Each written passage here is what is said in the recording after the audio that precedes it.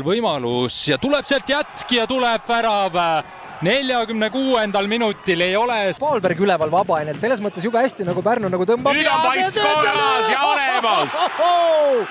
Ja 1-0 ja siit ollaks. Vaatame selle Vapruse tuleku ära, tuleb kaugelt löök ja tuleb ka esimene värav juba 3. minuti lõpus.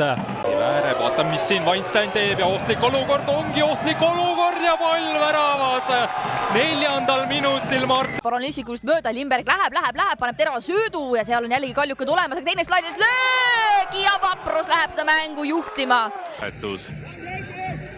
Välja läheb sinna 16 kastid joone peale. Nüüd on võimalus ja löödi ära. Ja kes see andis selle... Nii, Paalberg. Värava peale, Järvenet kaasas, Paalberg. Järvenet nii palju suudab suunata, et Paalberg ei saa minna edasi värava peale. Aga vahelt pole. Et see toetus on olemas ja siit on läbi sööja, Paalberg on läbi ja ka siit tuleb kohe veel.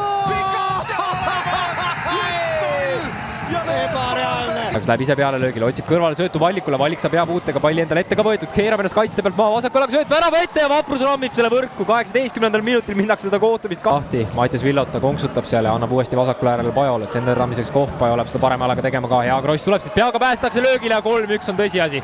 38. minutil vastu Peelmalt see läheb.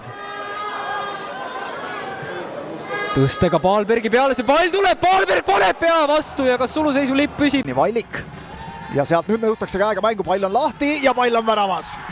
Pärnu Vaprus vastu mängukäiku.